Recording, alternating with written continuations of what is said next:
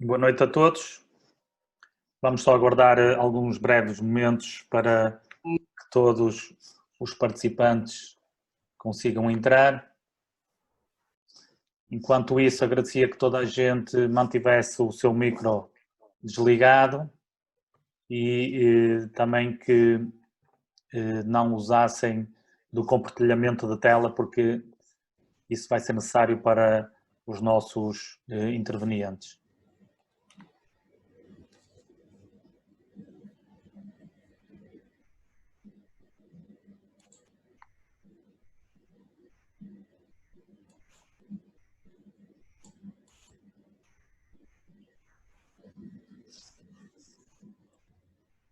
Boa noite.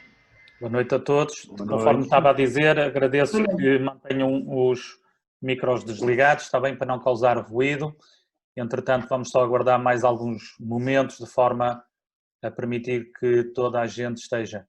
Sintam-se livres para usar o bate-papo ou o chat de conversa para colocar eventualmente algumas questões, embora eu vou passar dentro em breve a explicar todas essas situações. Ainda continuam pessoas a entrar.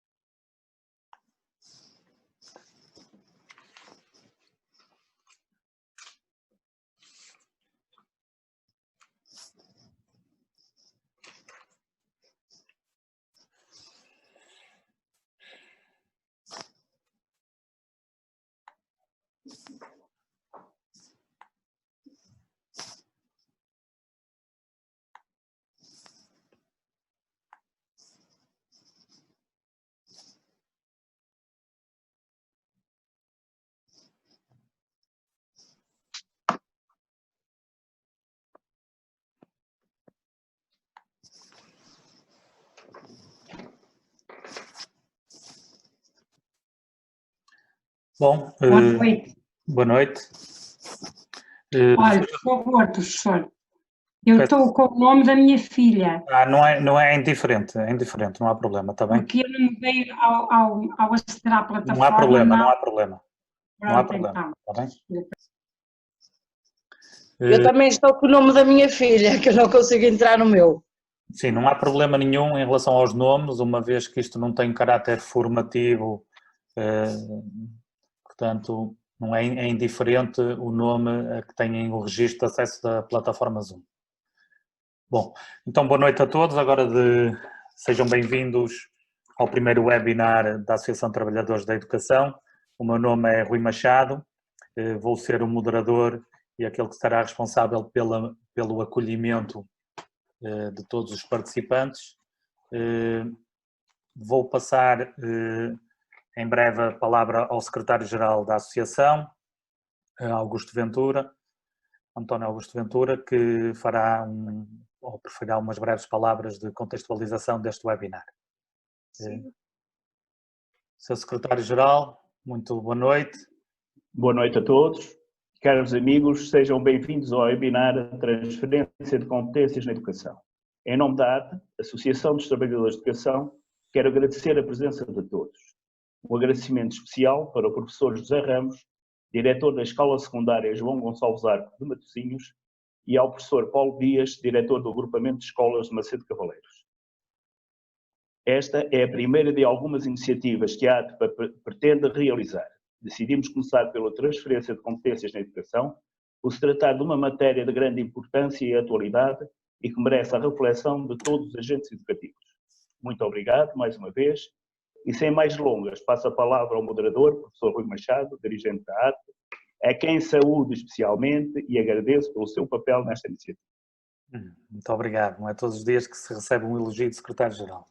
Bom, seja como for, depois desta breve contextualização, vou passar a palavra ao professor José Ramos, conforme já estão por dentro, diretor da Escola Secundária João Gonçalves Arcos, em Matosinhos. Esta este webinar teve como premissa termos tempo para discutir, temos tempo para ouvir as opiniões de duas realidades distintas. No caso do professor José Ramos, assume-se como um representante do litoral, de um grande centro urbano, com características muito próprias, dentro de um contexto educativo também muito particular, e, portanto, é de toda a pertinência perceber qual é o processo e qual é o passo e sentir o pulsar daquilo que está a acontecer no município de Matosinhos e, em especial, também na Escola Secundária João Gonçalves de Arco. Professor, muito obrigado, mais uma vez, e tem a palavra, faça favor. Muito obrigado a todos, obrigado pelo convite, é uma honra estar aqui a partilhar. Professor, desculpe lá, posso só interromper e só que eu esqueci-me aqui de um pequeno detalhe. Peço a todos os intervenientes que não liguem o micro para não causar ruído. Quem quiser poderá utilizar o bate-papo como ferramenta para colocar questões. Como modo operacional deste webinar, ouviremos os dois preletores e depois no final eu tentei fazer uma súmula das questões, porque algumas poderão ir no mesmo sentido e, portanto, vamos tentar ouvir e se houver tempo e espaço para isso, poderemos entrar numa discussão mais alargada, mas, entretanto, mantemos-nos neste plano. Professor, desculpe lá, agora sim. Muito bem, vamos. Queria, antes de mais, agradecer ao Rui Menezes o convite para estar aqui hoje convosco. Eu tenho alguma experiência neste processo de transferência de competências e no processo de autonomia das escolas, que eu não consigo diferenciar um processo do outro. Para mim, como diretor de uma escola, para mim o importante é efetivamente a autonomia das escolas e a responsabilização das escolas em educação. A transferência de competências pode ser um meio para se chegar a essa autonomia das escolas, mas eu vou deixar aqui hoje assim, algumas provocações, uma análise mais de fora e uma análise de dentro e uma análise, no fundo, deixar aqui alguns motivos para as pessoas se questionarem. Eu vou passar agora a partilhar a minha tela para poderem acompanhar, se eventualmente não estiverem a ver. Okay. Ainda não. Quando tiver eu aviso, professor. Ainda não está a deixar. Ora, compartilhar a tela. O anfitrião desativou o compartilhamento, portanto se me deixar Vou aqui, espera aí. Sim, ok. Penso que agora, é que há pouco havia muitas partilhas, penso que agora sim, professor. Não se importa tentar novamente? Já estou agora a compartilhar. Sim, já estamos a ver também. Poderá aumentar a janela total? Sim, vou já aumentar.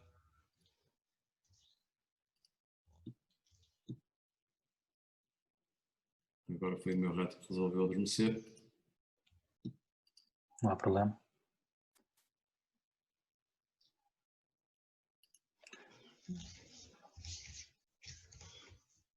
Ok, agora estamos. Perfeito.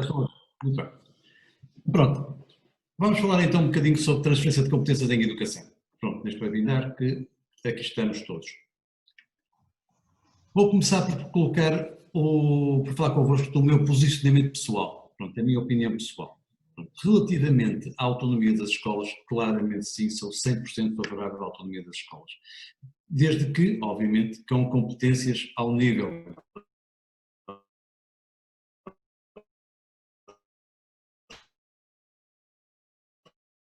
financeira e patrimonial da organização, portanto, se estas forem efetivamente a serem descentralizadas para as escolas. Transferência de competências, parece-me que sim. Pronto, a experiência que nós temos a nível da autonomia, pronto, e a ZAR foi uma das primeiras escolas a ter um contrato de autonomia com o Ministério da Educação. Adiante eu vou-vos falar um bocadinho mais dessa situação, mas pronto, parece-me que quer a autonomia das escolas é uma coisa boa, quer a transferência de competências também é uma coisa boa, até porque, efetivamente, a autonomia das escolas não tem sido uma grande mais-valia para as próprias escolas. Relativamente às responsabilidades em educação, vou trazer aqui algumas das palavras que eu considero chave para se tratar este tipo de situação. Descentralização. A descentralização em educação é algo que, se não existir, nós vamos continuar a ter obrigatoriamente sempre todas as decisões de educação centralizadas em Lisboa, no Ministério da Educação, nas situações onde efetivamente há um afastamento muito grande da realidade onde as coisas acontecem, que é na escola, que são os professores com os seus alunos, nos seus locais muito próximos. Autonomia é outra das palavras-chave. Enquanto não houver autonomia para as escolas tomarem as decisões mais ágeis, eu costumo dizer, autonomia não é poder tomar mais decisões, é poder tomar melhores decisões, decisões mais rápidas, decisões no momento em que é preciso. E, portanto, há alturas em que a pessoa efetivamente não pode estar à espera de tomar uma decisão e que venha alguém centralmente que nos venha dizer se podemos, se não podemos, e quando vem a decisão, quando vem a informação de que nós afinal já podemos fazer aquilo, o tempo oportuno já passou e, portanto, perdeu-se demasiado tempo nessas situações.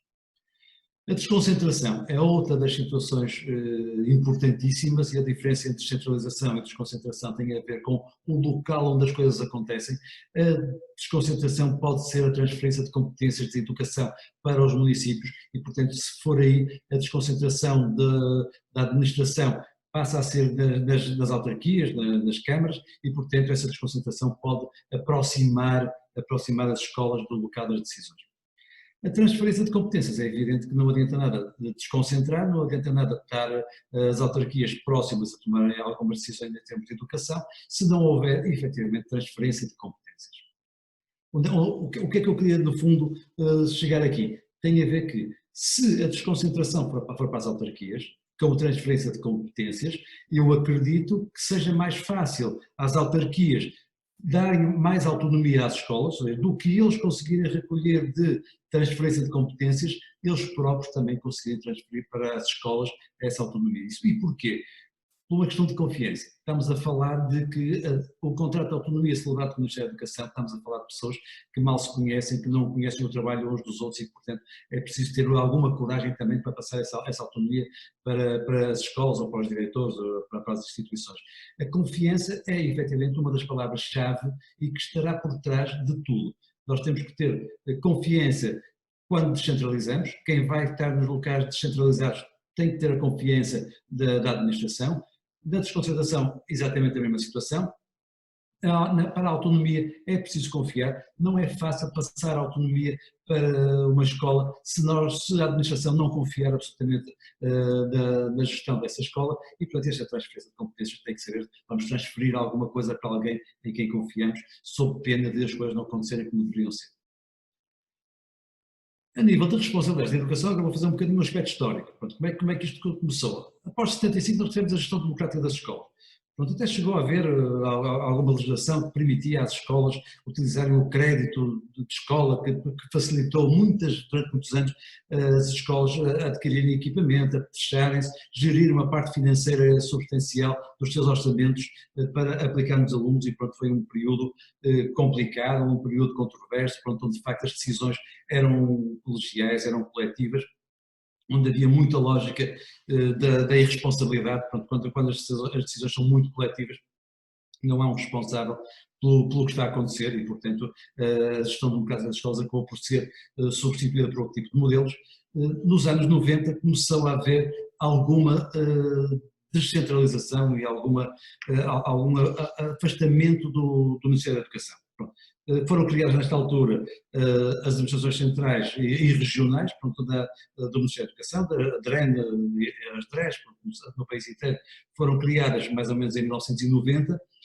Começaram também nessa altura, nos anos 90, a passagem para os municípios de algumas responsabilidades. Estamos a falar dos agrupamentos verticais e do assumir por muitas câmaras dessa responsabilidade do primeiro ciclo, do segundo e terceiro ciclo em muitos casos, mas essencialmente o primeiro ciclo passou todo para os municípios, e estas competências e atribuições de facto foram muito trabalhadas a nível da administração central, transferência para as direções regionais, e daí foi o trabalho desenvolvido pelas direções regionais para transferir essas competências para os municípios.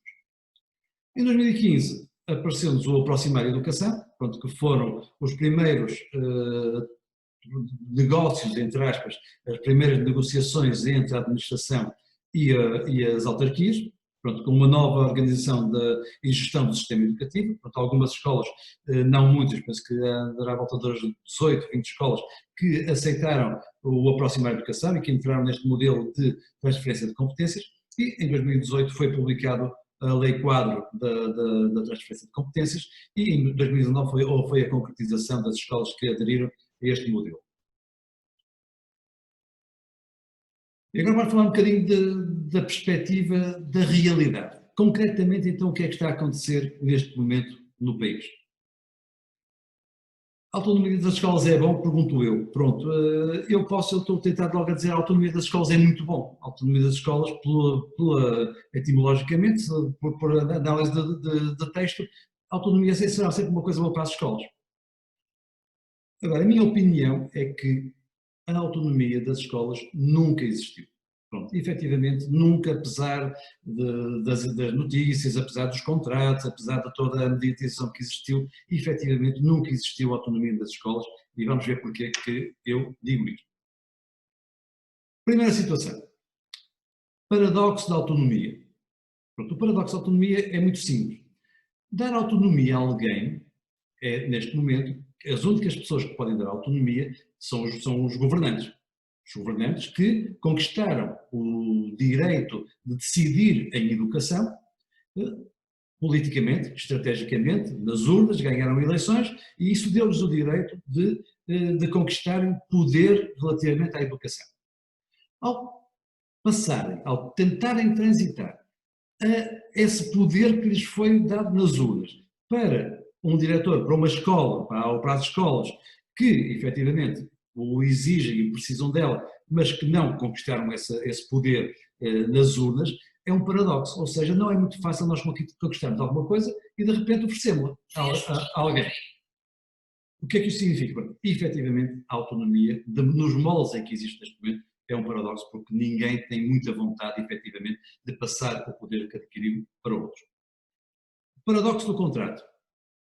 Até este momento, o que existe no formato de organizar a autonomia que é falada é através de um contrato de autonomia. Agora, é evidente que quando nós fazemos, ou quando nós celebramos um contrato de autonomia com o patrão, as coisas são complicadas. O que é que isto significa? Significa que, efetivamente, nós, quando celebramos um contrato com a administração, se nós estipulamos ali uma quantidade de cláusulas, se nós não cumprimos essas cláusulas, nós eventualmente seremos penalizados, mas se a administração, o outro membro do contrato, não a cumprir, obviamente que sendo eles os patrões, se eles da administração, as coisas irão ficar por aí mesmo e, portanto, não há igualdade de oportunidades na relação de contratual, como se fosse através da lei dos contratos públicos ou de lei qualquer de contratação. Mas isto também se trata de um paradoxo. Nós pensamos que é possível, neste momento, celebrar contratos com a administração. O paradoxo da confiança.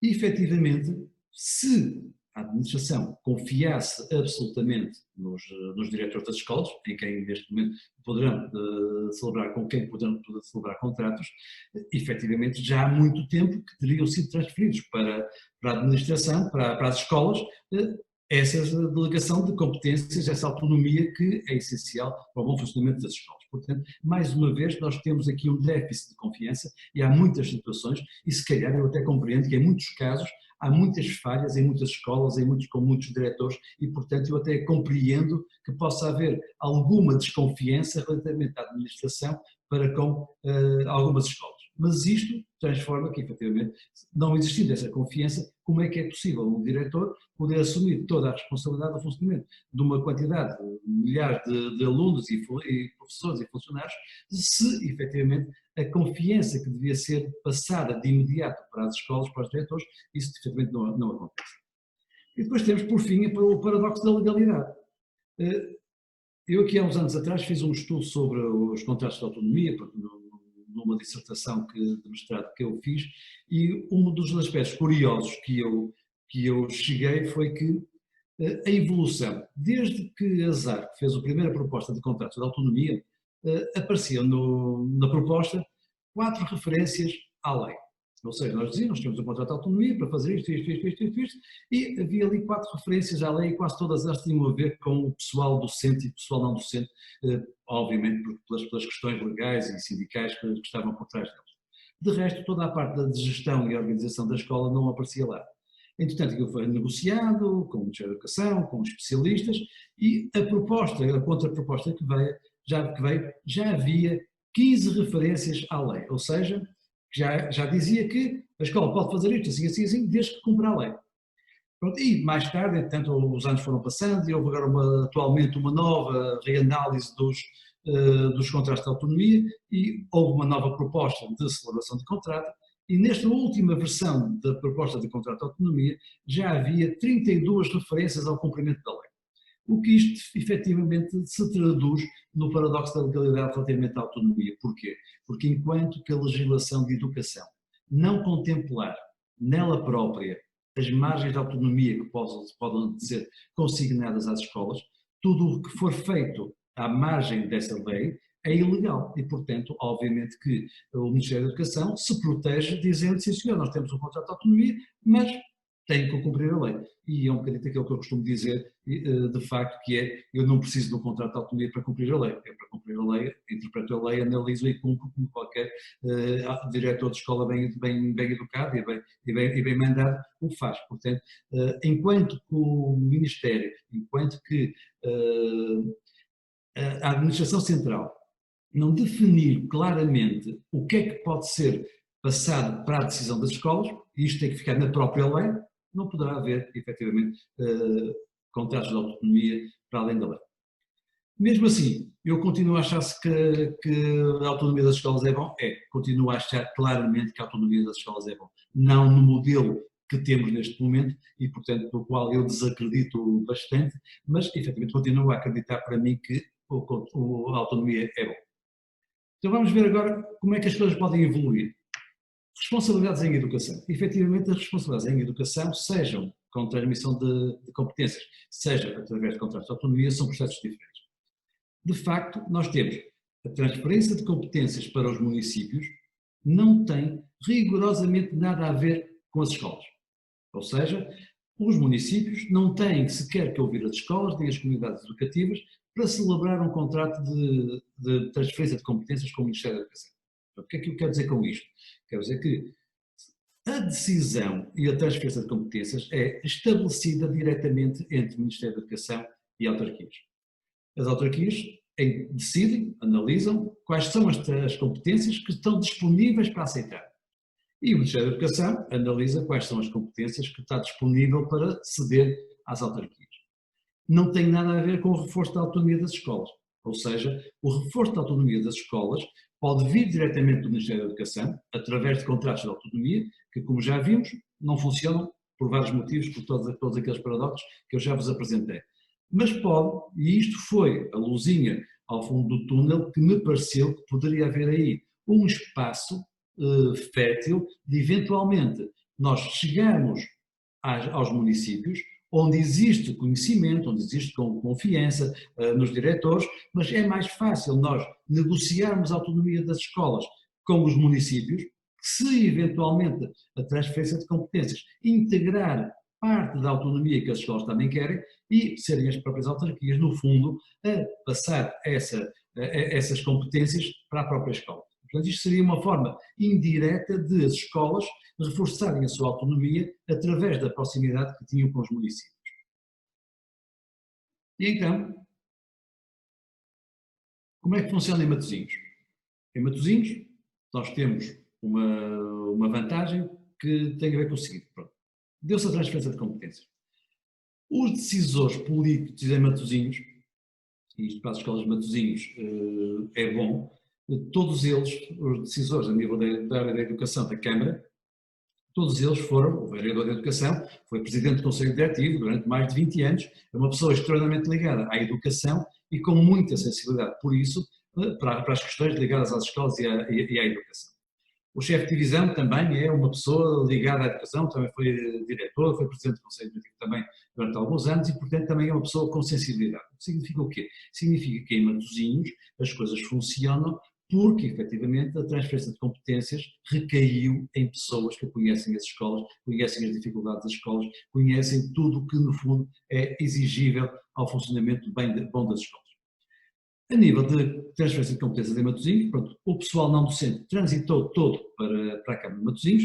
O que é que isto significa? Significa que pela primeira vez, em muitos anos em que eu andei aqui, porque eu já ando aqui como diretor há 26 anos, e portanto andamos aqui durante muitos e muitos anos, a pedir ao Ministério da Educação, precisamos de reforço de funcionários, precisamos de mais gente a trabalhar na escola, para ter garantias de segurança, de funcionalidade, etc, etc. E, portanto, isto nunca tinha acontecido. E, efetivamente, logo a seguir ao contrato, à celebração do contrato interadministrativo, de transferência de competências, a escola viu colocada nela própria, na escola, o número de funcionários, de pessoal não docente, assistentes operacionais e assistentes técnicos, no número necessário, no número que estava previsto na lei. E, portanto, houve um aumento enorme, substancial do número de funcionários, o que se traduziu numa melhoria substancial do funcionamento da escola e da qualidade de todos os outros. Nós tínhamos muitos funcionários cansados, desgastados, porque efetivamente eram muito poucos e tinham que fazer o trabalho dos que não existiam e, portanto, havia uma sobrecarga muito grande de toda a gente. Isto foi uma mais-valia que a Câmara de Matosinhos conseguiu resolver muito rapidamente. A parte do financiamento, houve mudanças importantes a nível do financiamento, aqueles períodos em que as escolas precisavam de viver, precisavam de existir, no fundo de funcionar, e não havia dinheiro a seguir a dezembro, em mês de janeiro e fevereiro e março, a maior parte das vezes, antes de ser aprovado o novo orçamento anual, as escolas viviam com muitas dificuldades, não pagavam aos fornecedores, não pagavam a água, não pagavam a luz, e efetivamente, a partir do momento em que houve a transferência de competências, a Câmara de Matosinhos passou a depositar, logo no início de janeiro, as verbas necessárias ao primeiro trimestre, e portanto as escolas, nós conseguimos, no fundo, trabalhar em condições, quer com fornecedores, quer com toda a dinâmica de funcionamento da escola. É evidente que ainda continuávamos a ter ainda continuamos um bocado a ter algumas entropias neste processo, é mais um paradoxo que eu vos vou contar, que tem a ver com a autarquia recebia do Ministério da Educação as verbas, que depois transitava para as escolas. E as escolas tinham que pegar esse dinheiro e depositar nos cofres do Estado. Ou seja, havia aqui, para depois poder requisitar no mês seguinte. Ou seja, havia aqui uma pescadinha de rabo na boca que demorava, que também não fazia sentido nenhum, a não ser por uma questão de controle financeiro. Ou seja, o próprio Ministério da Educação, apesar de passar o dinheiro para as autarquias, queria ser ele próprio também a gerir o dinheiro que entrava na escola e o dinheiro que saía. E daí esta necessidade de dar o dinheiro à Câmara, a Câmara dava o dinheiro à Norte, dava o dinheiro ao Ministério da Educação e depois voltámos a requisitar. Mas era uma situação que eu penso que estará em fase de resolução, mas ainda é uma entropia. No caso da manutenção de instalações, manutenção de equipamentos, é evidente que no caso das ARC nós tínhamos a sorte de termos sido intervencionados pela parte escolar, apesar de ter sido já há alguns anos e a escola já quase está a começar a precisar de nova remodelação, mas estava muito bem já nessa altura em termos de instalações, tinha um contrato de manutenção permanente celebrado pela parte escolar e também mesmo assim havia muitas áreas em que era preciso de facto investir e a Câmara de Matosinhos sempre esteve junto das escolas e particularmente das escolas secundárias pelas quais a autarquia não tinha responsabilidade direta, a autarquia era responsável pelos agrupamentos até ao 9º ano e, portanto, as escolas secundárias ficavam um bocado arredadas da responsabilidade da Câmara. E mesmo assim, a Câmara sempre assumiu, e se calhar volto a repetir, tem muito a ver com a noção de escolas que tem o vereador e que tem o chefe de divisão de educação, e isso, de facto, permitiu que as escolas pudessem funcionar de forma muito eficaz. Isto de forma indireta, não aos níveis que eu gostaria que acontecesse, mas isso reforçou um bocado a autonomia das escolas. Pela primeira vez foi possível, por exemplo, ao nível do pessoal não docente, haver uma permuta de pessoal.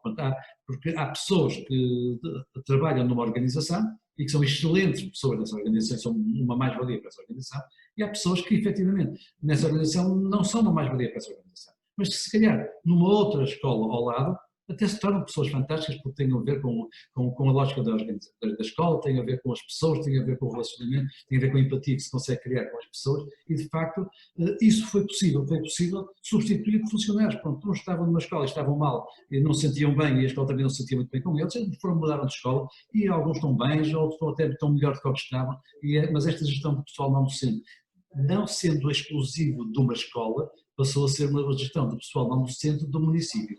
E quando nós conseguimos ter vários locais onde colocar as pessoas para gerir, temos mais facilidade, no fundo, de gerir melhor. Relativamente à política educativa nacional, pronto, nós é importantíssimo pensarmos que tem que ser muito bem definida a política educativa nacional. Portanto, nós ainda agora continuamos a discutir novas propostas de autonomia das escolas, novas propostas de pedagógicas, novas propostas de exames. Pronto, já não estou a falar das situações pandémicas, porque isso de facto ninguém contava com elas e obviamente tem que haver adaptações, mas não há ou não tem havido uma política educativa nacional consistente.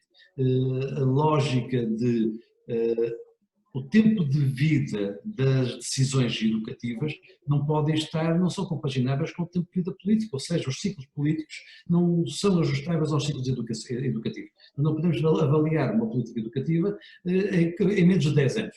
E nós não temos 10 anos em ciclos políticos. Significa que, efetivamente, a política educativa nacional devia ser contínua, devia ser responsabilizada por os melhores especialistas de educação do país, deviam estar, efetivamente, a decidir a política nacional e não os decisores políticos que estão lá de 4 em 4 anos, ou eventualmente mais a mais alguns anos, mas mesmo assim nunca chegam a ter tempo de implementar novas políticas educativas e poder avaliá-las e analisá-las e melhorar. Não tem havido, como todos temos assistido, sempre que muda politicamente o governo, automaticamente há vontade de deitar abaixo tudo o que foi feito para trás, escolher muito pouco do que lá estava, muitas vezes basta mudar o nome para parecer que já mudou alguma coisa, e portanto, mas esta política devia ser mais sustentada e mais estruturada.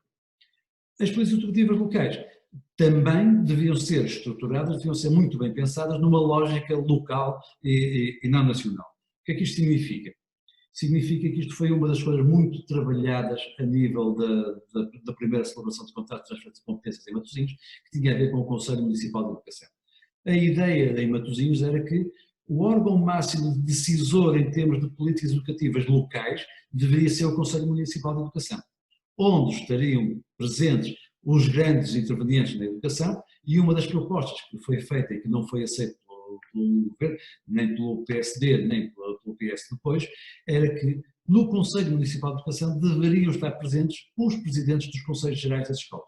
Para além dos diretores, neste momento já está, deviam estar os diretores e os presidentes dos Conselhos Gerais, pelo simples facto de que os presidentes dos Conselhos Gerais são os presidentes de um órgão que representa a escola, que nomeadamente elege o diretor, que nomeadamente aprova os projetos educativos das escolas, que aprova os projetos, os regulamentos internos das escolas e, portanto, seria a pessoa ideal que representa não só os professores, mas representa os interesses locais, representa os alunos, representa o pessoal não docente, a própria autarquia também é representada pelo Presidente do Conselho Geral e, portanto, um dos pilares que nós consideramos em Matosinhos que devia ser estruturante era a presença do Presidente do Conselho Geral no Conselho Municipal de Educação e as competências a serem passadas para a autarquia seriam passadas para o Conselho Municipal da Educação, no qual a autarquia, a Câmara, também tem presença e, portanto, estaria também nas decisões estratégicas do Conselho.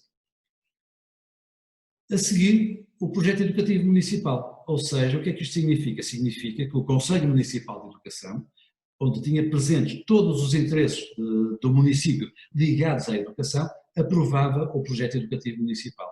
Porque, efetivamente, cada vez percebemos mais que esta lógica um bocado corporativa de escola para escola, e isso é normal, eu quero ter mais alunos e quero ter os melhores alunos, quero ter os melhores resultados, como é evidente, mas o município tem que estar acima disso e, portanto, o município tem que definir qual é o projeto educativo do município. E a seguir, a definir esse projeto educativo do município, é que surgem os projetos educativos das escolas. Mais uma vez, repito, a ser o Presidente do Conselho Geral a aprovar, ou o Conselho Geral a aprovar os projetos educativos das escolas, então faria todo sentido que o Presidente do Conselho Geral estivesse no Conselho Municipal a aprovar o projeto educativo municipal, porque ele assim percebia a lógica que estava por subjacente à aprovação desse projeto municipal para todos os alunos do Conselho. E a seguir, portanto, os projetos educativos de escolas que iriam ajustar-se, tal como o Plano Anual de Atividades vai beber a informação ao projeto educativo da escola, da mesma forma o projeto educativo das escolas iriam beber a informação e as decisões ao projeto educativo municipal.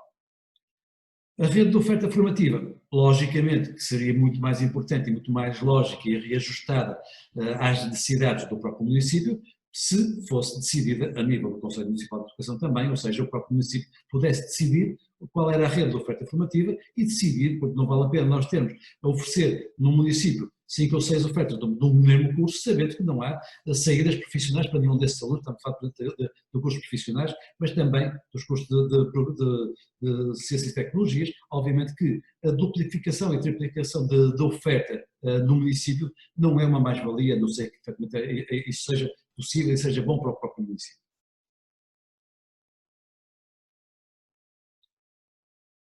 Pronto, isto pode ser bom. Descentralização.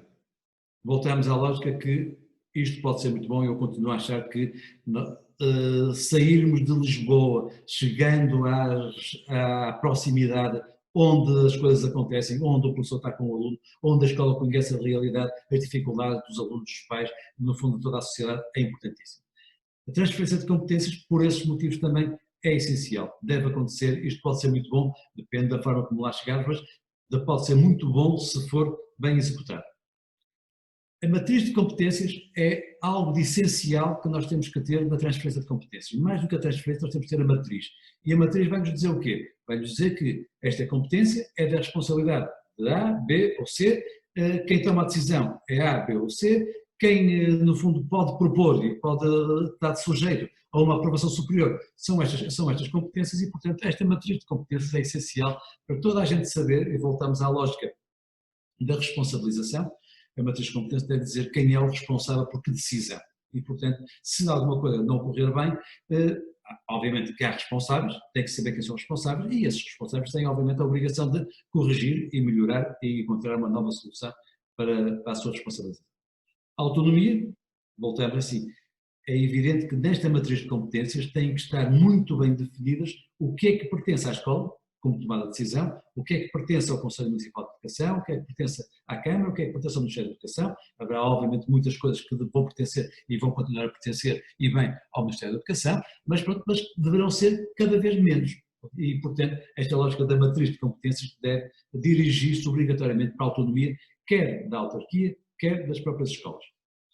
Responsabilização, obviamente, com o corolário e algo que é essencial para que tudo isto exista, tem que ser responsabilização, ou seja, quem recebe competências transferidas tem que ser responsável por elas, a matriz de competências tem que definir muito bem essa responsabilização e a autonomia, portanto, é evidente que não pode existir autonomia se não houver responsabilização por essa própria autonomia. E isto, como já tinha referido antes, voltamos à questão de confiança. Tudo isto poderá acontecer no momento em que o Ministério da Educação, que as autarquias, confiem nos diretores das escolas ou nos presidentes dos conselhos gerais das escolas, porque efetivamente são eles que vão tomar as grandes decisões das situações onde acontece. E o que é que pode levar a aumentar os níveis de confiança? A proximidade. Eu confio mais numa pessoa que conheço, ou menos, se conhecer muito bem e a pessoa for muito má, desconfio, é evidente, mas a confiança ou desconfiança pode ser aumentada, pode ser desenvolvida pela proximidade, pelo conhecimento. Pronto, o que não acontece efetivamente, a não ser com as escolas de Lisboa, podem ter uma proximidade maior com o Ministério da Educação em Lisboa, ou 5 de outubro ou 24 de julho, mas esta proximidade é importante e pode favorecer tudo o que está para trás. E o conhecimento, obviamente que todas estas situações de conhecimento e proximidade vão facilitar a confiança e todo o resto que apresentei agora aqui. E pronto, deixei-vos aqui a minha ideia, as minhas propostas, as minhas críticas e pronto, disponível para qualquer questão que queiram colocar. Muito obrigado pela vossa atenção. Obrigado, professor. Sim, provavelmente em termos de lógica passaríamos já à apresentação do professor Paulo Dias e, entretanto, eu já escrevi aqui no bate-papo, mas digo agora a todos, para relembrar, quem quiser colocar, fazer comentários, colocar questões, pode utilizar o bate-papo para esse efeito e depois no final fazemos uma súmula das questões e tentamos que tanto o professor José Ramos como o professor Paulo Dias possam eventualmente auxiliar nesse esclarecimento. Professor Paulo Dias, boa noite. Macedo Cavaleiros, interior. Preciso só que o Zé Ramos me liberte o monitor. Sim. O professor Zé Ramos vai já. Tem que cancelar a partilha, professor. Pois tem que entrar lá para conseguir isso. Eu posso tentar aqui, deixa-me ver se eu consigo assim. Pronto, já está. Já está, já sei. Agora, professor Paulo Dias, penso que já terá permissões. Muito bem, mas antes disso estávamos nós aqui a dizer Macedo Cavaleiros, representante do Portugal Interior, não é bem Costa Raiana, mas também não falta muito lá chegar, não é? Fica relativamente perto. Qual é o seu entendimento deste processo de transferências de competências? Muito bem, muito boa noite a todos. Muito obrigado pelo convite à Associação dos Trabalhadores da Educação e muito obrigado ao Zé Ramos pela brilhante exposição que fez. Curiosamente, creio que as nossas apresentações se vão complementar, porque eu sou, nesta matéria, um neófito, vou com 6 meses de experiência ao nível deste trabalho em que a autarquia assumiu competências na educação e procurei fazer uma apresentação não tão teoricamente enquadrada, mas mais no sentido mais da prática que tenho vivido e procurei excluir alguns sentimentos que estão associados a 20 anos de hábitos de gestão em que já colaborava e já tinha muita colaboração da autarquia. Nessa matéria fui sempre um diretor super frisado, porque a autarquia de Narceso de Cavaleiros esteve sempre disponível para tudo o que eu solicitava. Posso-vos dar o exemplo que, por exemplo, os nossos alunos beneficiavam de cerca de 30 visitas de estudo que a autarquia assegurava. Nós recebíamos um subsídio da autarquia, já nos permitia adquirir um conjunto vastíssimo de materiais e de equipamentos para as escolas. E este processo de transferência veio criar aqui algumas situações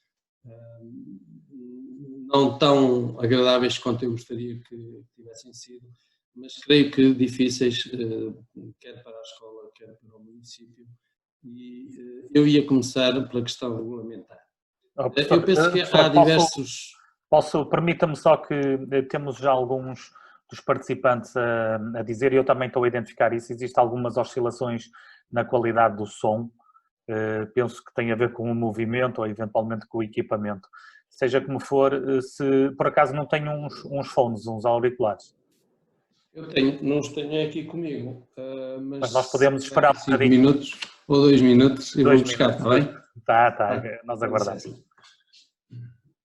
Entretanto, professor José Ramos, eu aqui em jeito de oportunidade que se criou com esta necessidade de controle técnico, colocaria aqui uma situação. Para si, existe um antes transferência de competências e um pós-transferência de competências naquilo que é o seu papel enquanto gestor da escola secundária? Existe. Efetivamente, a forma de gerir recursos humanos, pessoal não docente, a forma de gestão financeira, a forma de gestão patrimonial mudou. Efetivamente mudou e mudou bastante e mudou para melhor e, portanto, continuo a achar neste momento que é uma mais-valia. Deixem-me só colocar aqui uma questão importante, que é, isto pode não acontecer em todos os concelhos, em todos os municípios, é evidente. Obviamente. Nós temos a sorte de ter um vereador que esteve muitos anos ligado à educação, portanto é uma pessoa experimentadíssima em educação, mas também tem o conhecimento que há muitas situações onde os decisores políticos dos municípios não têm grande sensibilidade para a educação e isto já não acontece. E as decisões estratégicas relativamente à gestão de recursos humanos, por exemplo, nos municípios onde não há essa preocupação, esse conhecimento, essa sensibilidade para a própria educação, vai muitas vezes, e isso é que está a acontecer em muitas situações, colocar em causa o bom funcionamento das escolas, o bom funcionamento da gestão de recursos humanos, precisamente por esse motivo, por essa insensibilidade de alguns políticos para as questões de educação. Não basta ter sido eleito politicamente por um partido qualquer para lhe dar e assumir um cargo de vereador numa área qualquer de educação que lhes dá a capacidade de serem bons gestores. Muito bem.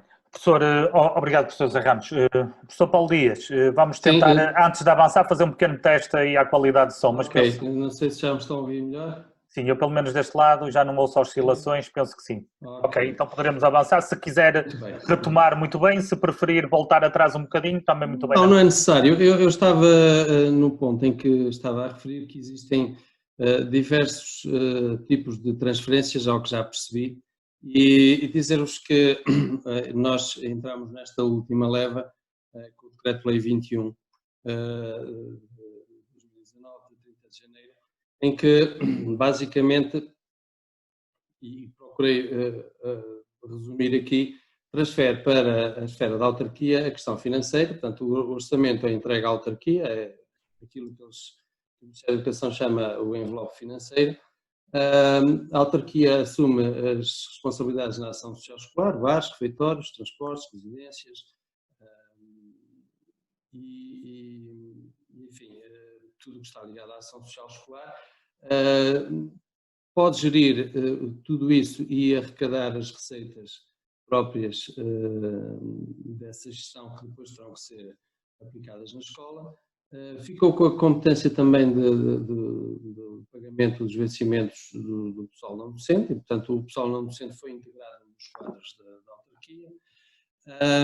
Tem a responsabilidade da manutenção, reabilitação dos edifícios e também a gestão dos edifícios fora do espaço em que há componente letiva.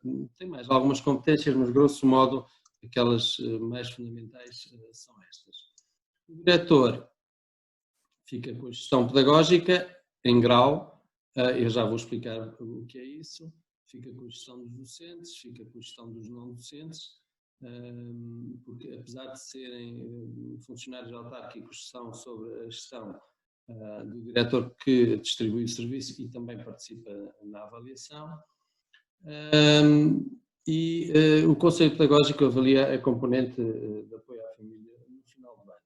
Claro que também são competências do diretor todas as competências que nele forem delegadas pelo Presidente da Câmara, o que no meu caso aconteceu, e eu já vou explicar mais à frente como e em que moldes é que esse processo decorreu. Relativamente a um aspecto que eu globalmente chamaria de comunicação, dizer-vos que eu tive conhecimento desta assunção das competências com a publicação do Decreto-Lei.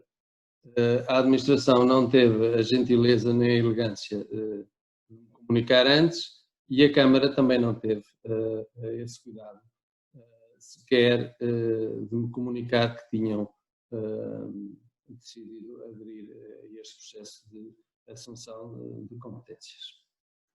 Eventualmente, e acreditando na boa-fé das pessoas, às vezes penso que um terá pensado que os outros informariam e, portanto, ninguém me informou, nem ninguém me perguntou nada, o que é relevante do ponto de vista da importância que uns e outros dão à gestão da escola e à forma como a comunidade escolar funciona e há a tal questão da identidade e, de certa forma, também da autonomia que o Ramos referia há pedaço.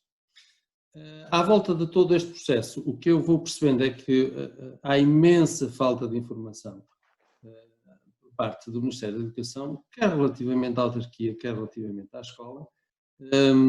Eu participei em 2 reuniões com o Sr. Delegado a meu pedido e com a Câmara para colocarmos questões, para percebermos como proceder, como avançar, como formalizar as situações e ele recebeu-nos sempre bem, foi-nos dando a informação que tinha, que não era toda, mas quando não a tinha também foi à procura. Mas creio que num processo destes seria interessante as coisas estarem pensadas, organizadas e ciclicamente discutidas, quer com a autarquia, quer com a escola. Existe uma comissão técnica de acompanhamento que vai monitorizar a execução orçamental e a execução desta passagem, que deve reunir de 3 em 3 meses e que formalmente ainda não reuniu, mas também, creio que por força desta situação da pandemia, ainda que todos possamos reunir, tal como estamos aqui hoje, mesmo via Zoom ou via Teams ou qualquer outra aplicação, teria sido importante e interessante para a escola e para a Câmara. Dizer que a Carta Educativa está a ser trabalhada neste momento, vai ser central para o trabalho da escola e da autarquia. Existem algumas particularidades em Macedo de Cavaleiros.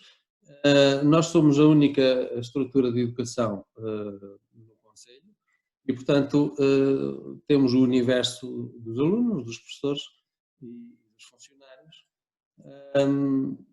Aquilo que o Ramos falava na questão do projeto educativo do concelho, nós já o temos, porque o nosso projeto educativo é o projeto educativo do concelho, sendo que com esta passagem de competências e com o cumprimento do que está no decreto-lei, evidentemente que o Conselho Municipal vai ter aqui uma palavra mais forte, com mais peso na construção e na avaliação e no desenvolvimento do projeto educativo, que não está previsto que seja concelhio, eu chamo-lhe concelhio porque é o único no concelho, mas que me parece que é algo de positivo.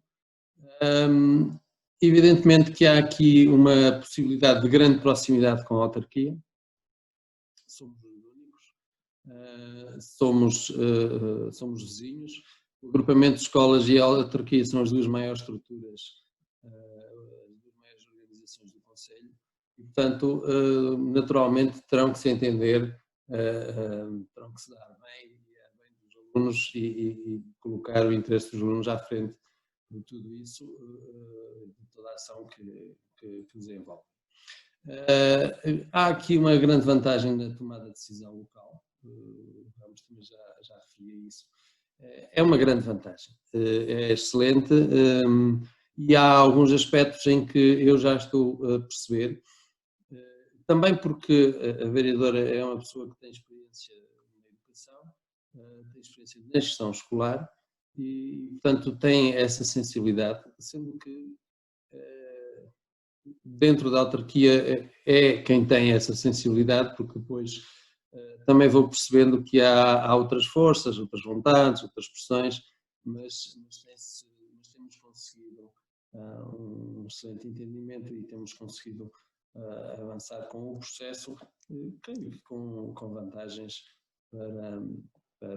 para todos.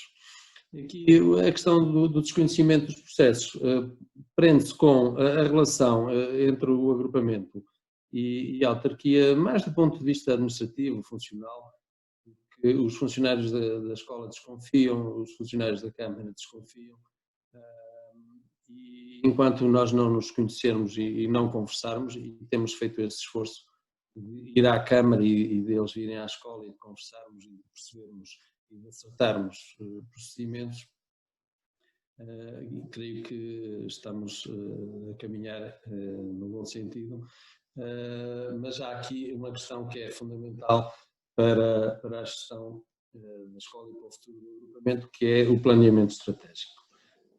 Não pode de forma alguma a questão da educação ficar sem uma certa pessoalização da educação, como referia também o colega há passo. É verdade que quando os vereadores e os chefes de divisão estão muito ligados à educação, conhecem muito bem as necessidades da educação, percebem rapidamente as nossas solicitações e eles próprios fazem propostas e também procuram soluções. Há outras situações em que eu vou tendo conhecimento também em que as coisas correm muito mal, até por questões também políticas, porque, como sabem, os diretores, não raras vezes, também têm participação política ativa. No meu caso, eu tenho uma participação política ativa ao nível do município, sou oposição do Executivo e não obstante conseguimos um entendimento perfeito, nunca a questão política se interpôs mas pode interpor, mudando os atores e a forma de estarem pode-se complicar. Creio que o projeto educativo, com este processo e com a participação do Conselho Municipal de Educação, nos moldes em que está ali no decreto-lei previsto, pode melhorar o projeto educativo, pode torná-lo mais adequado e pela capacidade que a autarquia tem e vem dar ao agrupamento, podemos muito provavelmente conseguir resultados muito melhores junto dos nossos alunos, que é o que perseguimos e que creio que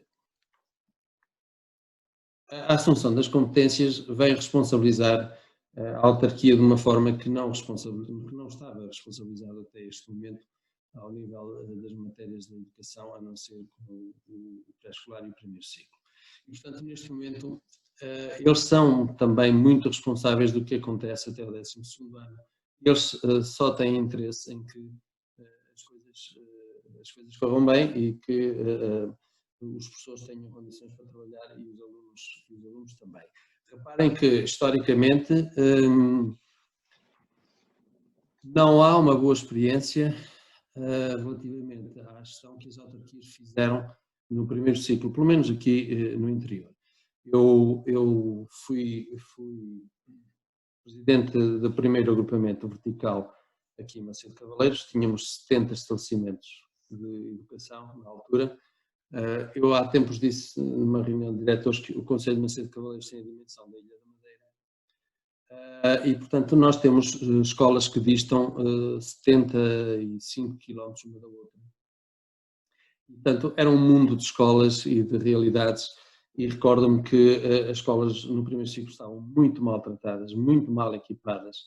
Hoje não, com a construção dos centros escolares e com a mobilidade que houve dos alunos para a sede do Conselho, mas existe essa marca e existe esse receio e esse passado que também pode ser de alguma forma uma limitação pela desconfiança que cria junto dos professores, junto dos funcionários, junto dos pais.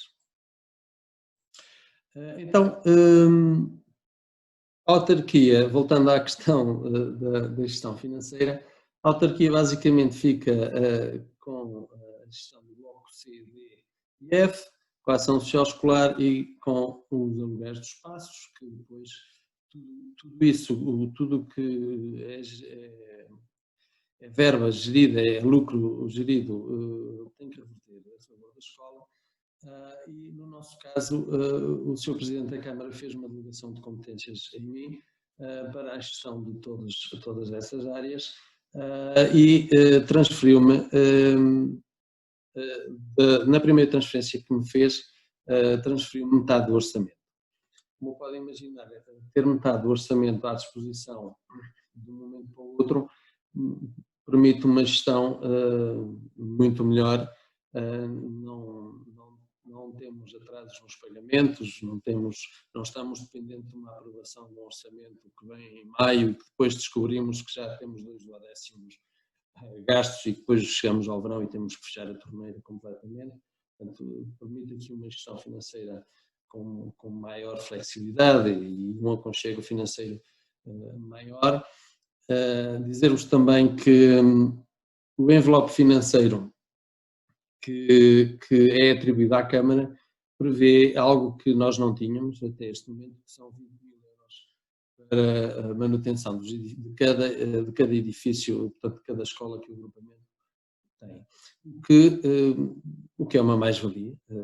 20.000 euros não é nenhuma fortuna, mas para as questões da manutenção é ótimo e isso já se está a ver, mas neste momento já estamos a promover várias melhorias nos estabelecimentos e algo que não conseguiríamos de outra forma, a não ser com as habituais comunicações à DGEST e depois com a informação que a DGEST está à organização financeira, mas sempre com um valor limitadíssimo que não permitia que a escola tivesse a necessária manutenção, e por isso é que há escolas que estão no estado em que estão, como conversávamos até antes do início deste webinar. A escola continuará a fazer a gestão do que é POCH, de outros projetos e de outras receitas próprias. Pronto, normalmente, no fundo, pensando globalmente, eu ganhei espaço de manobra, ainda que tenha que fazer prestação de contas, mas a autonomia também vai por aí, a prestação de contas, e não posso dizer que sinta que esteja pior, muito pelo contrário. Creio que a manter-se este tipo de relação e a consolidar-se as práticas que conquistamos, só poderemos melhorar. De novo, refiro aqui a Carta Educativa porque eu penso que ela é central para a tal gestão estratégica que eu referi há pedaço. Estou muito expectante com a construção da Carta Educativa. Curiosamente, ainda não me perguntaram nada, a não ser números, mas evidentemente que estarei lá para discutir quando for a altura. Dizer que o Conselho Municipal de Educação ganha aqui um pendor muito significativo na identificação de necessidades, problemas, mas também no apontar e no encontrar soluções. É esta a visão que temos, nós e a autarquia, e também através da participação no próprio projeto educativo do agrupamento, quer na construção, quer no desenvolvimento do mesmo. É uma mudança de paradigma. Os diretores e a gestão escolar, de uma forma geral, numa fase inicial, creio que vai sentir algum choque, porque há muitas coisas que nos fogem da mão. Quando se está há muitos anos e se tem uma prática, é sempre difícil mudar, mas penso que temos que nos centrar sempre no superior interesse dos alunos e nesse sentido tem que haver cedências nossas, cedências da autarquia, e tem que haver muita conversação, como se disse há um bocado, isto pode ser muito bom ou isto pode ser muito mau, depende dos atores e depende daquilo que os atores forem capazes de negociar, de ceder, de conseguir, e portanto evidentemente que limita muito aqui a ação individual do diretor enquanto órgão, não enquanto pessoa. Limita porque a prestação de contas é muito próxima, é muito local e é feita de uma forma muito mais esmiuçada, muito mais explicada. E se houver algum tipo de resistência a isto, estamos a criar um problema. E penso que a abertura e a comunicação total aqui acaba por ser fundamental para que este processo corra bem. Há uma desconfiança inicial das duas partes, como já referi, mas há um grande potencial pela dimensão do parceiro, neste caso da autarquia. Também sinto que a escola fica mais incluída ao nível da comunidade, porque quer no Conselho Municipal de Educação, quer em outras estruturas que a autarquia tem, acabamos por participar de uma forma mais consistente, mais ativa e mais intrincada, e isso promove a inclusão da escola, e isso promove a inclusão da escola, promove a inclusão dos alunos e dos professores.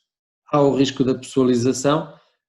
A pessoalização aqui eu deixei ficar, pode ser a pessoalização do vereador, mas pode ser a pessoalização do diretor, se quer um, quer os outros não mantiverem o foco e o norte no que é essencial para esta questão. E penso que isto vai ter efeitos benéficos na vida da escola, no conforto dentro da escola, nos meios, nos recursos e, naturalmente, nos resultados que os alunos irão conseguir atingir no final de cada ano letivo, depois no final da escolaridade e até depois em termos de prosseguimento de estudos. Pronto, espero não vos ter amassado muito, procurei ser pragmático e... De todo. Muito obrigado. Nada. Nós é que agradecemos, professor Paulo Dias. Temos algumas questões aqui no bate-papo do grupo. De qualquer das formas, eu colocaria-me numa posição inicial e tentaria fazer aqui uma interpretação daquilo que foi a minha leitura da letra da lei. Partindo do princípio, interpretando que o que está subjacente ao espírito da lei é libertar a direção, o órgão de escola, de alguns afazeres mais mangas de alpaca, portanto, mais relacionados com a gestão financeira, isso, neste momento, com o andar da carruagem neste momento, é um sentimento que tem, portanto, sentem-se mais libertos para as questões pedagógicas, começava neste caso pelo professor Paulo Dias. Não me sinto mais liberto porque o Sr. Presidente delegou em mim as competências que iria desenvolver. Mas está mais ou menos acordado que, à medida que o processo for avançando, ele irá delegar cada vez menos competências nessa área e irá a própria autarquia assumi-las. O próprio desenho organizacional da autarquia está a ser repensado, quer em termos de divisões, quer em termos de departamentos, precisamente para se pensar num departamento, numa área que se direcione mais para a educação e para essa questão de suprir as necessidades das escolas, porque, convenhamos, a autarquia não consegue de um dia para o outro fazer os contratos todos de assistência técnica, de tudo aquilo que a escola precisa. E, portanto, pareceu-nos ser mais fácil fazermos aqui um probatório, digamos assim, mas entendo que paulatinamente a autarquia deverá assumir essas funções, até porque deixa-nos tempo para pensarmos a escola e para nos dedicarmos mais quer às relações com a comunidade, quer ao desenho de projetos, quer à melhoria do ensino. Professor José Ramos, a mesma questão, sente-se mais diretor pedagógico?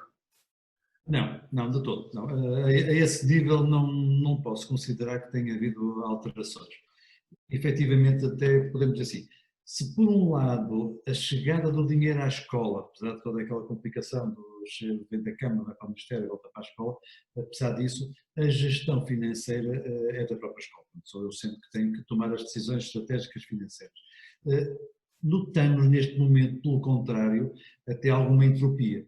Portanto, nós temos situações de financiamentos de cursos profissionais que é assumido pelo próprio Ministério da Educação de que nas áreas em que os custos não são financiáveis pelo POCH, então será o Ministério da Educação a colocar no orçamento das escolas as verbas necessárias para o financiamento dos cursos profissionais.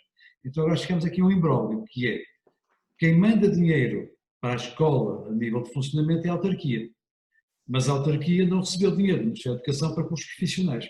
E, portanto, nós ficamos aqui na terra de ninguém. Ou seja, nós nem podemos pedir ao Ministério da Educação, porque o Ministério da Educação diz que o IGF diz que é a autarquia, não podemos pedir à autarquia que a autarquia diz, no tal pacote financeiro não foi negociado isto, nós não temos dinheiro para dar à escola, e portanto nós ficamos ali um bocado, e eu já ando até com uma situação complicada, já há mais de 6 meses, estou a dever a fornecedores mais de 200 mil euros, porque efetivamente ninguém entende quem é que vai pagar. Portanto, aqui há aqui uma entropia que efetivamente não facilita. Mas a decisão, a gestão financeira da escola continua a ser do diretor, e aí sim a autarquia envia o dinheiro para a escola e a escola é autónoma na decisão dos investimentos, da forma como investir.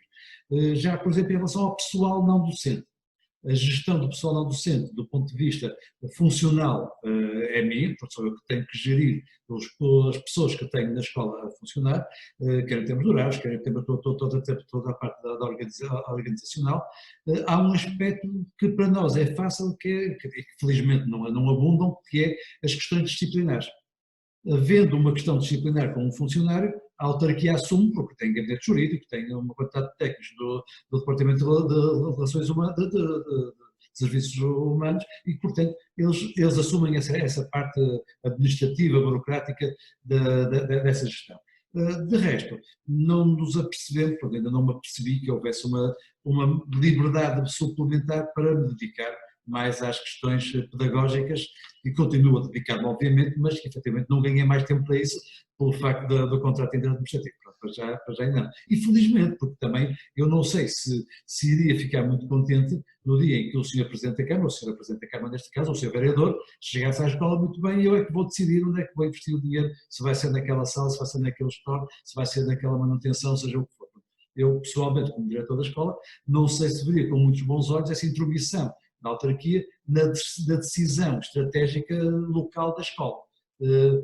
Obviamente, a agilização da chegada do dinheiro, muito bem, a agilização do processo de prestação de contas desse dinheiro, também acho muito bem. Agora, efetivamente, a decisão tem que continuar a estar no diretor das escolas, toda essa decisão. Eu estava a falar mais em termos administrativos, não propriamente de gestão de decisão, mas sim no papel administrativo, não é? Em termos administrativos, a única coisa que eu neste momento não tenho que fazer é apresentar uma proposta de orçamento de Estado, de orçamento anual, a apresentar ao Ministério da Educação, porque esse orçamento anual eu apresento à Câmara, e portanto a Câmara já sabe, que já fez o estudo do que é que a escola habitualmente gasta ao longo dos últimos anos, e portanto aquele dinheiro é feito à escola, para a gestão corrente, com todas as despesas de funcionamento, água, luz, telefones, correios, tudo isso, e portanto, e os extras, todas aquelas situações de manutenção também que são decididas pela escola, mas não há aí uma grande variabilidade de um ano para o outro. Isso não ainda não. É um caminho, será? Rui, deixa-me só saber. Claro. No meu caso, fui eu que carreguei o orçamento e que disse ao Ministério da Educação quanto é que devia dar à Câmara. Portanto, é um modelo relativamente diferente. É evidente que, com grande dificuldade, vejo o vereador vir decidir onde é que vai pôr o Estado. Também penso que eles não quererão isso. Eu só referia-me precisamente à questão burocrática. Eu passarei a identificar as necessidades e a autarquia passará a resolvê-las, não é? Só desse ponto de vista é que eu vejo que pode haver uma melhoria, porque de facto o diretor e os órgãos da escola conseguem identificar e até priorizar as áreas de intervenção a esse nível. Bem, nós temos no bate-papo algumas questões e eu iria pedir-vos, tanto ao professor José Ramos como ao professor Paulo Dias, que pudessem também desfolhar o bate-papo e ver algumas das questões, seja como for, enquanto estamos nisso e pegando nas vossas palavras, a minha questão é, poderemos correr o risco de, apesar de haver uma lei, haver várias descentralizações, principalmente naquilo que é a almejada autonomia das escolas? Porque existem realidades, não é? Nós aqui estamos a perceber que existem vários contextos, além do contexto existe depois uma realidade diferente, que obviamente depende de quem a lidera. Sim, eu creio que sim e creio que isso é desejável. Eu penso que com alguma margem, pois não pode haver uma diversidade, mas essa descentralização tem que ir sempre ao encontro das necessidades e das potencialidades ou das capacidades das escolas e dos municípios e, portanto, de certa forma, irá haver sempre alguma diferenciação de escola para escola, de concelho para concelho, até porque, como vemos, a realidade de Matosinhos é absolutamente diferente da realidade de Macedo de Cavaleiros. Eu compreendo que o agrupamento de Macedo de Cavaleiros pudesse beneficiar daquele conjunto de estudo, porque a Câmara só tem o agrupamento de escolas de Macedo de Cavaleiros. Não é? em Matosinhos, imagino que tenha uma dezena de escolas. Sim, as realidades são bastante diferentes. São realidades diferentes, portanto, desse ponto de vista. Já agora, se me permite, só queria esclarecer aqui uma questão que penso que está no bate-papo da questão da limitação do diretor.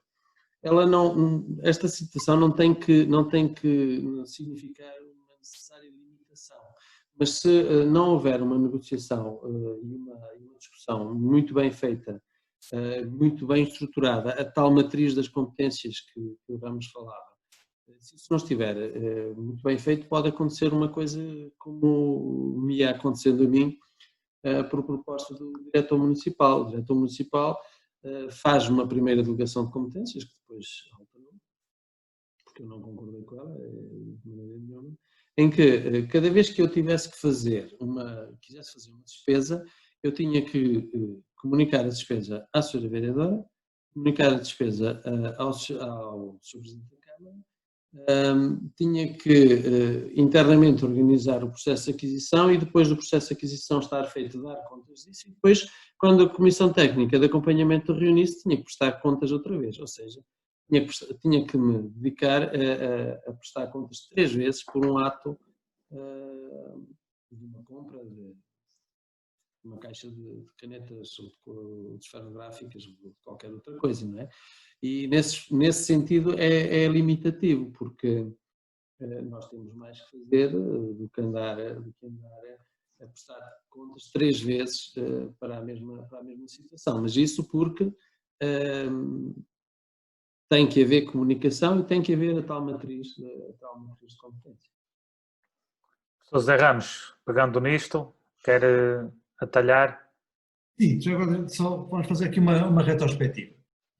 Matosinhos foi dos primeiros concelhos a celebrar com o contrato interadministrativo. É óbvio que na altura as negociações havia aqui um duplo interesse. Por um lado, o governo, a administração central, tinha interesse, na altura da administração, tinha interesse em celebrar contratos interadministrativos, convidou montanhas de concelhos, muitos não aceitaram, houve aqueles 18 que aceitaram a negociação e, portanto, essas negociações foram altamente favoráveis aos concelhos. Porquê? Os governos, independentemente até das linhas partidárias serem mais próximas ou mais afastadas, o governo tinha interesse em celebrar contratos com as autarquias. E as autarquias que foram mais hábeis a celebrar os contratos fizeram celebrar os contratos. Os contratos não são todos iguais, os contratos são individuais, é um contrato direto entre o Ministério da Educação e as autarquias. Matosinhos acabou por ter um benefício até relativamente à capacidade de negociar, se calhar o vereador negociou muito bem, quando se conseguiu boas coisas, tanto que agora, em 2018, quando houve a segunda leva de negociações, Matosinhos chegou a colocar em causa a possibilidade de celebrar ou não, ou manter ou não a transferência de competências, se efetivamente houvesse uma perca real relativamente ao contrato anterior. Isto ainda está em negociação, foi adiado por mais um ano o processo de negociação da transferência de competências, da manutenção da transferência de competências, e portanto há aqui alguma situação mais complicada em termos de análise. Agora deixe-me só colocar aqui uma coisa, porque já falámos aqui também dessas situações. Pessoal não docente. O pessoal não docente, quando se falou da celebração do contrato interadministrativo e passagem do pessoal não docente para a responsabilidade das autarquias, houve uma enorme desconfiança.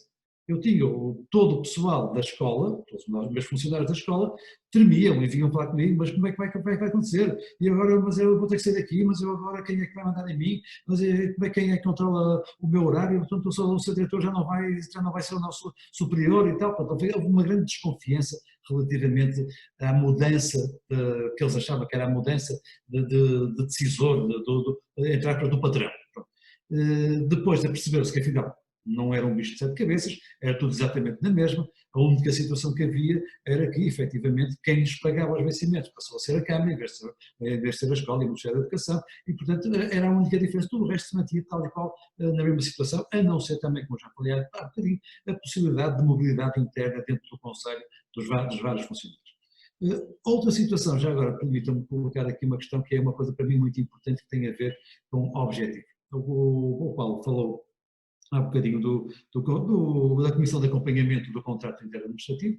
Nós também, no início, as reuniões, no início demoraram um bocadinho até haver a nomeação do representante do Ministério da Educação, e do representante do IGEF, e do representante da Comissão de Coordenação da Região Norte.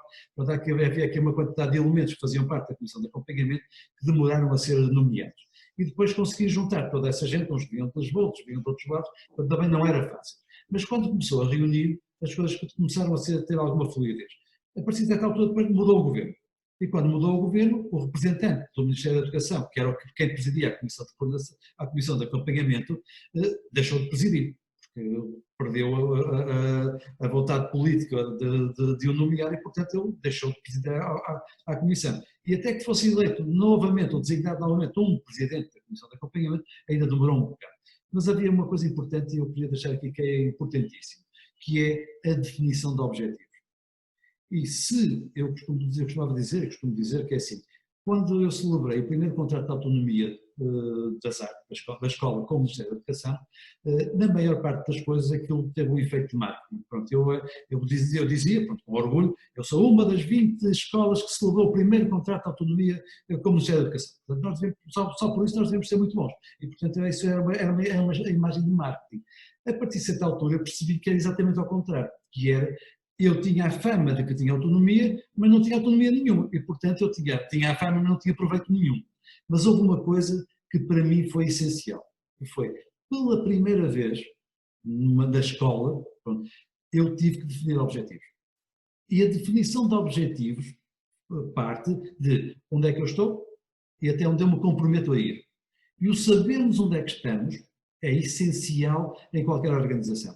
Foi a primeira vez numa escola, que eu tenha conhecido e desta que eu estou já há muitos anos, que eu fui obrigado a analisar os resultados dos últimos 5 anos, a ver os resultados que eu tinha em termos de classificações, em termos de exames nacionais, em termos de taxas de sucesso, taxas de abandono, tudo isso. Eu tive que fazer um levantamento, definir muito bem o ponto da situação e assumir um compromisso de que eu daqui a 4 anos, quando acabar o contrato de autonomia, eu comprometo-me a chegar a este patamar. Pronto. E isso aconteceu também com o município.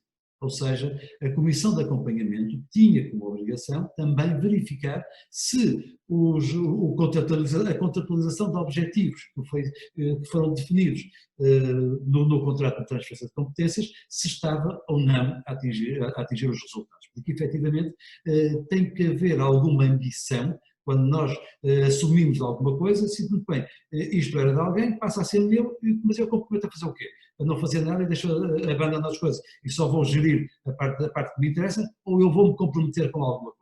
Pronto, e aí, naturalmente, o Ministério da Educação exigiu esses compromissos, essa definição de objetivos, e isso para mim foi uma das virtualidades que teve o contrato de transferência de competências, como teve o contrato de autonomia da ZARCO, na altura que celebramos esse contrato. Portanto, para mim é muito importante que efetivamente haja objetivos, é muito importante que a desconfiança relativamente a quem decide desapareça, mas de facto temos que acreditar que se Matosinhos conseguir atingir os objetivos a que se propôs, isto significa que efetivamente os alunos de Matosinhos melhoraram e conseguiram de facto o trabalho das escolas se traduziu num melhores resultados, num melhor nível de trabalho em Matosinhos, a nível de educação.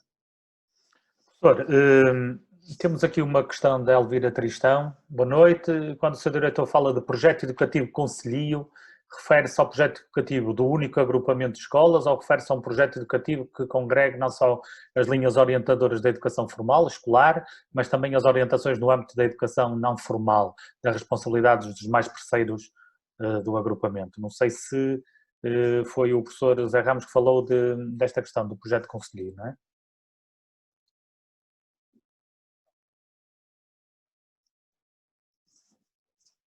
Ups. Não sei se me estão a ouvir.